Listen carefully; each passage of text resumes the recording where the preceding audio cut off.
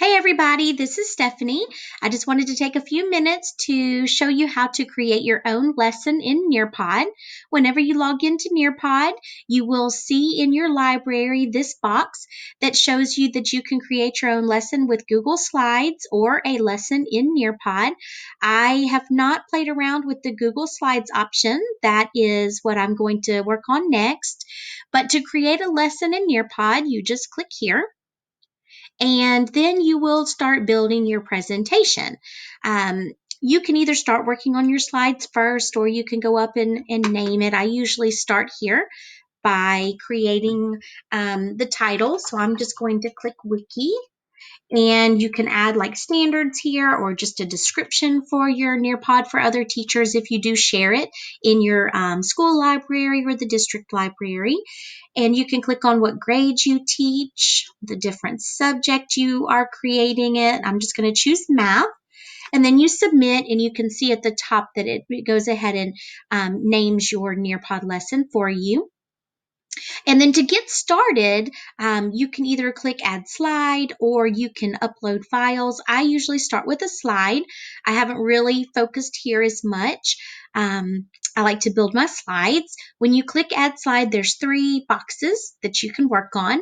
The first one I'm going to show you is how you can add content on a slide, or you can add a vocabulary video.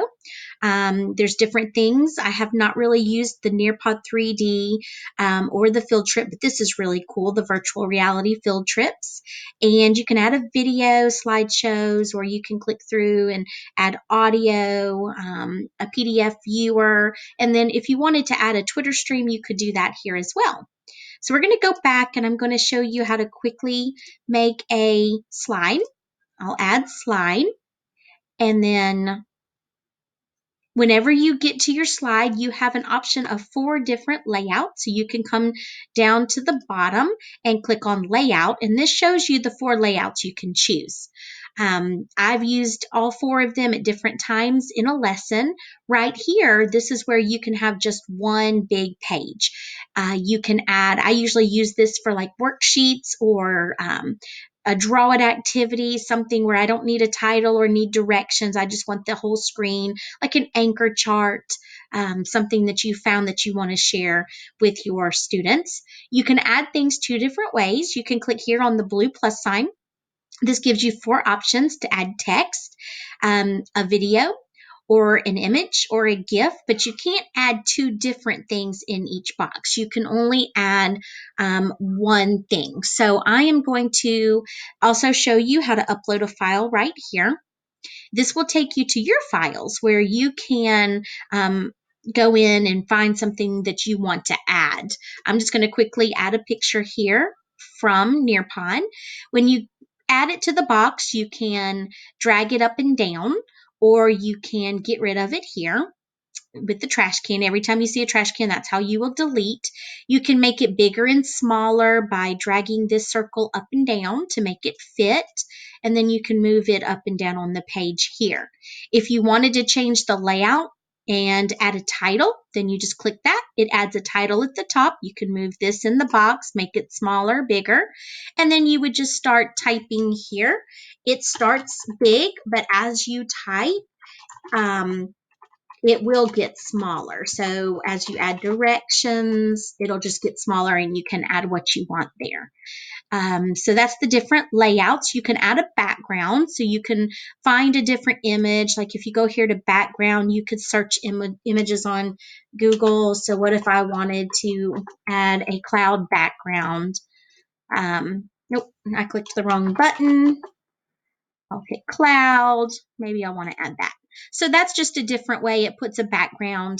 You can also add a background by picking a theme. These are the themes that are available. There's not a lot to choose from, but if you wanted to click a theme here, you would have to use the theme throughout, and it gives you what the font will look like in the font color. You can't change any of these, but if you do it yourself, you can create your own background as needed. Whenever you want to add audio, you would click an audio button. You can either add a file or you can do an audio recorder. I use the audio recorder for my kids. being a first grade teacher, sometimes they need help reading the directions to know what to do, or I can just tell them what to do on each page. You just click the recorder right here, and as you start talking, it'll record it. Then at the end, you'll click save, and you want to make sure that you save it and keep it on your slide. And then you hit save and exit. It will show you that you have your first slide, which it's not very pretty. I was just playing. There's your first slide. It's saving it for you. And then you're going to want to build another slide. I'm going to add slide, add content. This time I'm going to quickly add a vocabulary video. So when you come to vocabulary, you can search for videos, or you can just quickly find what you're looking for and add it, and it sticks it right here as a slide. So as the kids are working through, they can click and watch that video. I'm going to add another slide. This time I want to show you add web content. This is where you can put a link to a website that you want your students to explore. I'm just going to put a link right here for Starfall. You can copy and paste from the website and put the URL. You can test it to make sure it's working. I know this one works, so I'm going to go ahead and click save. And it puts another slide with a link to Starfall. So whatever you find that you want to add here. Another way that you can add activities, that was add web content, but this is my favorite place, is the add activity. And time to climb and open-ended questions, all of these different games like matching pairs. You can create a quiz. If you use Flipgrid and Familiar, you can work with that. Turn the page, you've got draw it activities. Collaborate is really neat. That's a place where it's like a board the students can post to. You can create a poll. Fill in the blanks, or a memory test. One of my favorites is the time to climb activity, and the kids like to race up a mountain, and they can pick the character they want, and if other kids are doing Nearpod at the same time, they can play against each other. So that's a really fun activity. I did create an activity for my students for the fall, so if you check out at the bottom of my wiki, you can click on the link I created. You can see time to climb inside of the wiki. I'm going to click on it real quick to show you how to work Nearpod. You can, it's like just like making a quiz. You can put your question here. So like if I wanted to say 2 plus 2 equals blank. I'm just doing something really easy. It's not working. Here we go. So then over here, I would just put my different answers. We'll put some answers. You can add an answer if you want more than one. And then you want to make sure that you click by the right answer. And then you can add a different question, or you can save it. And I'll show you whenever we preview it, you can add your time to climb. And so it's really easy. You can just make your slides however you want to. It's a lot of fun.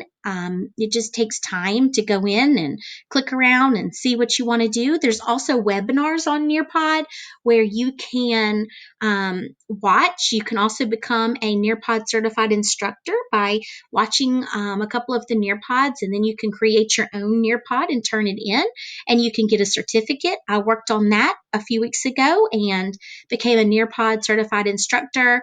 I love the program, and I love how it can be used for digital online learning, especially during these times when we don't know what it's going to be like in the fall. We can continue to do some things from home this way.